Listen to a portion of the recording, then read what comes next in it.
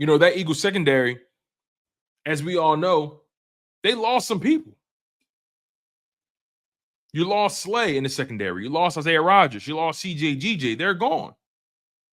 Now you have young guys like Makuba, Sidney Brown looking to step up at safety. You got Adoree Jackson, a veteran. Jaquorian Bennett, a fourth-year player or a third-year player, excuse me. Right? You got some guys coming in that are trying to fill some lofty shoes. And we don't need those guys to be the guys we lost. We need them to be the best version of themselves. The Eagles need Jaquorian Bennett to be the best version of Jaquorian Bennett. The Eagles need Makuba to be the best version of Makuba. Same thing for Adoree Jackson and Sidney Brown. You still have anchors on the defense. You still got guys like Quinyon Mitchell, your number one corner. You got Cooper DeJean, one of the most dynamic defenders in football, one of the most versatile defenders in football, can cover, can play the run, set the edge, can tackle in open space. Amazing play recognition. You got Reed Blankenship, great play recognition. A playmaker, a guy who can flip the field for you, a guy who can take the ball away, a guy who tackles well in space, a guy who's a good run defender. This Eagles secondary isn't decimated at all. But you do got some new faces that are going to have some challenges. CeeDee Lamb and George Pickens are highly talented brothers. Highly talented, highly skilled, highly respected. When the Cowboys traded for George Pickens, I was like, okay, I see what they're trying to do here. It didn't move the needle for me about their overall prospects as a team, but it makes them more dangerous. It makes their pass attack more interesting. But I think the Cowboys have too many issues, whereas though adding George Pickens won't fix them. But it'll make your pass attack more dynamic. It'll give defenses a larger headache. It makes them game plan significantly more. If the Cowboys don't have a running game, expect Dak Prescott to throw the ball 40 times plus. If that running game can't get off, expect Dak to throw that ball 40 plus times. So that means CeeDee Lamb and George Pickens are going to have a lot of targets, a lot of opportunities. You could throw in Jake Ferguson in that conversation. Jake Ferguson is the tight end they just paid. I think Jake Ferguson is entering year 4. Had a down year in comparison to his second season, but, they paid Jake Ferguson. They paid DeRon Bland. They paid CeeDee. They paid Dak. They spent the money on where they believe they wanted to spend the money on. Now, how you believe that should have been allocated, that's a different conversation. But, they traded for Pickens. They paid CeeDee. They paid Jake Ferguson. They paid Dak. Their priority is clear. You know where the ball is going. So I expect Dak Prescott to give everything he has. But I'm curious to know what the mobility is like. I want to see the Philadelphia Eagles test that mobility. This is going to be Dak Prescott's first game since tearing that hamstring in 2024. Dak Prescott, last time we saw him, I think Dak Prescott, before he got hurt, he was 3-5 on the season. The Cowboys were going nowhere fast. He was 3-5 on the season, played in 8 games, wasn't accurate, wasn't protecting the football. They had no running game. Dak Prescott wasn't off to a strong start when he got hurt. So now he has a full offseason to get his mind right, get healthy. We'll see what he is.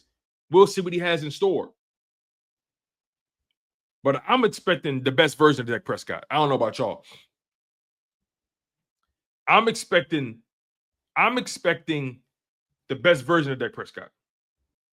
So we really shouldn't go into this game expecting the Cowboys to lay down. We shouldn't go into this game expecting it to be a cakewalk because this is the NFL. Yes, it's exciting to talk shit. I do it. We have fun with it, of course. But when it gets close to game time, let's really be serious. Those grown men out there. The Eagles can get got if they go out there bullshitting. Let's call it what it is. They can get got if they go out there bullshitting. Now, I don't think that's going to be the outcome. because I trust what they've built. I trust what they've established. I trust the mentality that they're carving out going into this season. But again, I say George Pickens, CeeDee Lamb, that will be a task for Vic Fangio. But Dak Prescott in particular, he didn't get a chance to play this Eagles defense last year. He's lucky, by the way. But he didn't have to go up against Quinyon Mitchell. He didn't have to go up against Cooper DeJean. He didn't have to go up against Zack Baun last year. He avoided that. He dodged that bullet. He dodged that. He ain't been up against a Eagles defense, an Eagles secondary, an Eagles back seven or back five, however you want to look at it. He hasn't gone up against the Eagles defense like this dynamic, this athletic.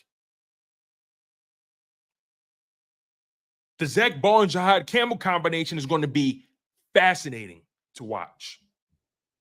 And if you think about the way Howie Roseman drafted, he drafted a bunch of guys that have tremendous sideline to sideline speed, guys that can hit those gaps quick, guys that can set the edge, guys that are ruthless in their pursuit. He built this. Honestly, I'm going to keep it 100 with you. Howie Roseman saw where this division was going. He sees Jaden Daniels in Washington. He knows what he's capable of. He expected the Giants to draft a quarterback. He knows what he has to deal with Dak Prescott. He said, listen, I'm getting athletes. I'm getting guys that can get to the quarterback. I'm getting guys that can set the edge. I'm getting guys that can cover, that can go sideline to sideline. I need athletes because that boy in Washington can move. Jackson Dart, he's been named the second string quarterback behind Russell Wilson. So you know what that tells me? Russell Wilson's leash isn't that long. And if they feel like Russell Wilson is holding his offense back, Jackson Dart will get his opportunity. And Jackson Dart can move a little bit as well. Jackson Dart had a strong preseason. We'll see what he becomes, but there's some new blood in this division. And Howie Roseman's not going to get caught lacking.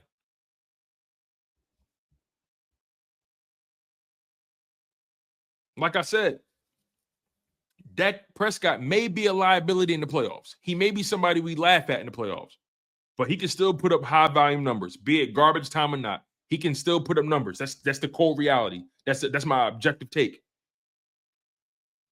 He can pad the stats at times for sure. He's a stat padder. Don't get it twisted. But he can throw the rock. And again, they don't have a proven rush attack right now. It's not proven. They got Javonte Williams, Miles Sanders, Jaden Blue. They got guys on that and that are just unproven. Guys that are either unproven or washed. Their running back room is Javonte Williams, Jaden Blue, Miles Sanders. Jaden Blue is a rookie. We'll see what he becomes. I know the Eagles were looking at Jaden Blue, so we'll see. But they don't have a proven rush attack right now. Unproven. That's the key word, unproven.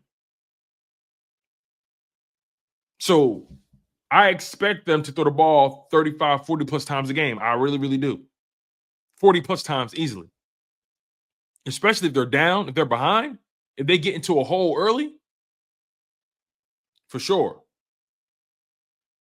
Now, CeeDee Lamb coming off of an all-pro season and a Pro Bowl season. CeeDee Lamb had, in 15 games, he had 101 receptions on 152 targets.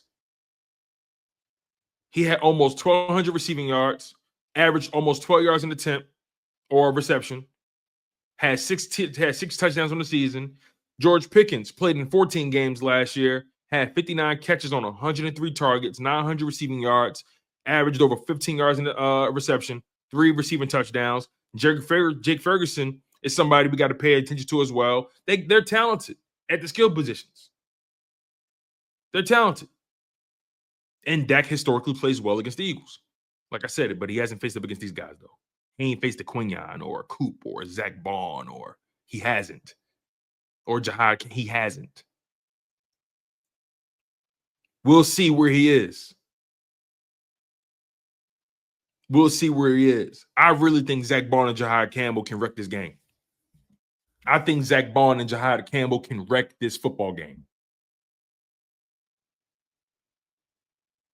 Because if I'm Vic Fangio, I need to find out where Dak Prescott's hamstring is.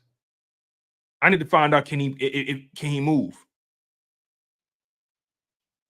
I need to find out, can he move? Dak has always had a quick release. But I need to see how he responds to the pressure. And on top of that, Dak Prescott doesn't have the greatest history against a Vic Fangio defense. Granted, he's only played Vic Fangio 3 times in his career. He played Vic Fangio in 2016, in 2021, and 2023. Those were 3 different teams. Dak Prescott faced Vic Fangio's Chicago Bears in 2016, where he went 19 for 24, completed 79% of his passes, 248 passing yards, a passing touchdown, a rushing touchdown. They beat the Bears 31-17 in 2016. He did that against the Vic Fangio defense, right? Now, when we get later on in Dak's career, in 2021, Dak and the Cowboys had to face Vic Fangio's Broncos, and they lost 30-16. They were held scoreless for 3 straight quarters. And then they tried to stage some late heroics. Dak ended up going 19 for 39 in that game in 2021 against the Broncos. Completed 48% of his passes, 232 passing yards, averaged under 6 yards an attempt, 2 passing touchdowns, 1 interception. He was not good in that game. He was not efficient in that game. He was ineffective. He was neutralized by Vic Fangio's defense in 2021. Held scoreless for 3 straight quarters.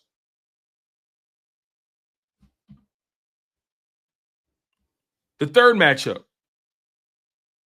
in 2023, Dak Prescott and the Cowboys had to go up against Vic Fangio's Miami Dolphins defense, and the Cowboys lost.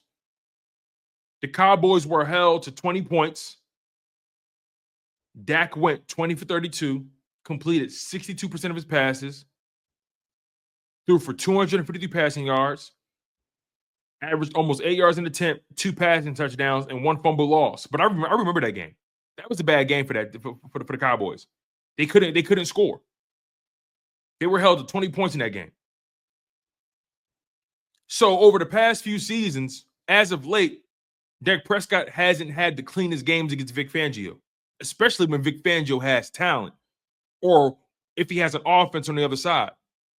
He didn't have an offense in Chicago in 2016. In 2021, I can't remember who was Denver's quarterback in 2021. I can't remember at all. But when Vic Fangio has talent, he has guys that he can rely on. He's gotten the best of Dak Prescott. He's 1-2 against Dak Prescott, Vic Fangio. I'm sorry. Dak Prescott is 1-2, against Vic Fangio. Yes, excuse me. 1-2. That's not the largest sample size, but it matters. Again, it's not the largest sample size, but it matters. And I think the biggest difference between Dak Prescott in 2016 versus Dak Prescott today is that he was more mobile back then.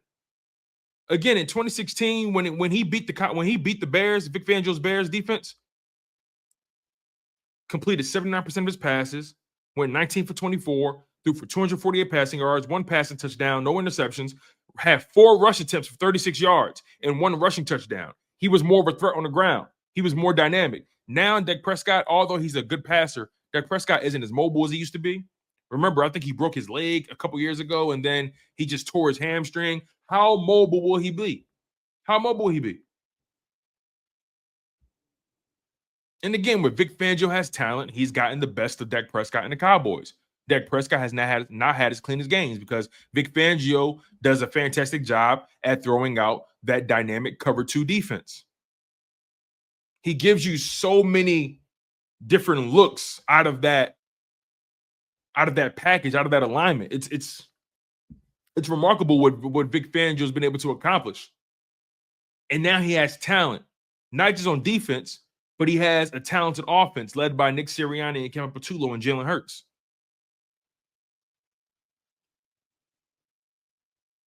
Again, I think the Cowboys are a team that are wounded, They're compromised, but that makes them a little dangerous.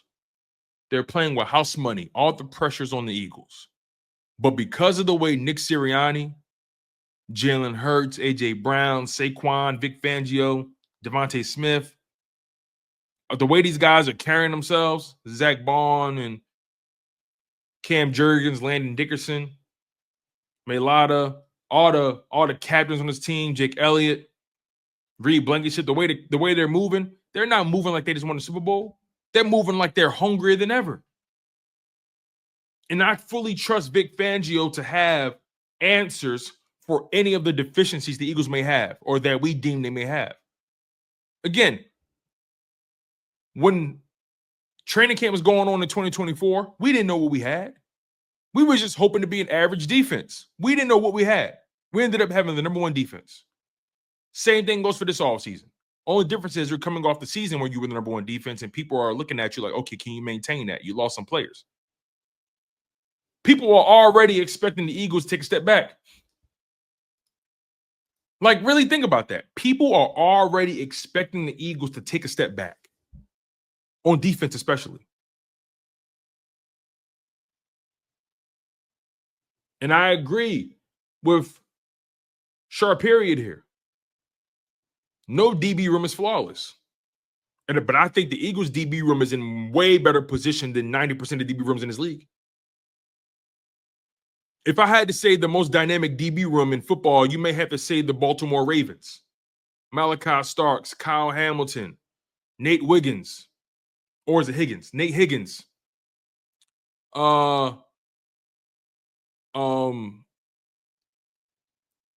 What's my man? Jair Alexander. Marlon Humphrey. That's probably the most dynamic secondary in football right now. But they're an outlier. Just how the Eagles last year, that secondary was an outlier. You got Isaiah Rodgers, Quinyon, Mitchell Cooper, DeJean, and Darius Slay in the same secondary with CJ GJ and Reed Blankenship. That's not easy to Nate Wiggins, excuse me. So it is Wiggins, my bad. And they got Mike Green on that defense. So Nate Wiggins, my bad, y'all. Anyway, the Eagles secondary is still better than 90% secondaries in this league. I'm still taking the Eagles secondary over most teams. Miss Linda Washington says, we will be okay in the secondary. Thank you for the super chat, Miss Linda. You know, I ultimately agree with you. I ultimately agree that I think we're going to be fine in the secondary. I think our problems have been a little overblown. I think our problems have been accentuated because of the success they've had and because of the standard Howie Roseman has set in his team building, his roster building ability. You know, you lose guys like Milton Williams and Josh Sweat on the front. BG retires, you lose Darius Slay and Isaiah Rodgers and CJ GJ. People expect your team to take a step back. Those names aren't slouches. But I think you got guys who are taking another step forward on this defense. You got guys in this defense who are looking to prove something, like Azeez Ojulari and Josh Uche, right? You got guys who are trying to take it to another level, like Jordan Davis, Jalen Carter. These guys all have something to prove to themselves.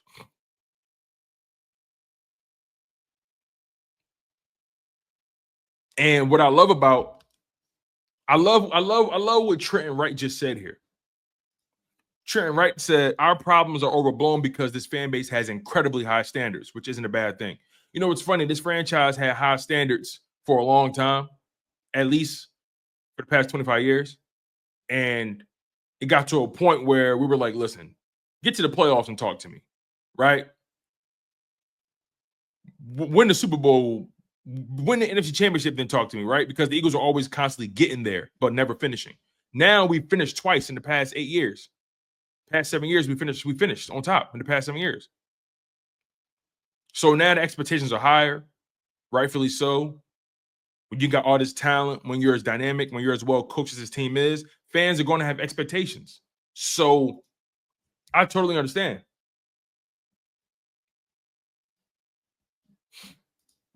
Sweet Chin Music says, taking a step back isn't necessarily crazy. He says they were the best defense last season, the Eagles, by far.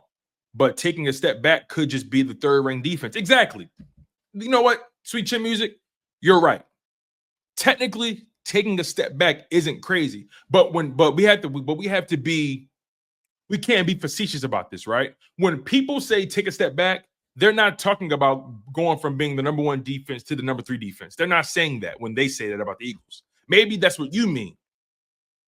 Maybe that's what you mean, Sweet Chin Music. And I feel you on that. Being the number 1 defense multiple years in a row is incredibly difficult. Not easy to do. But when those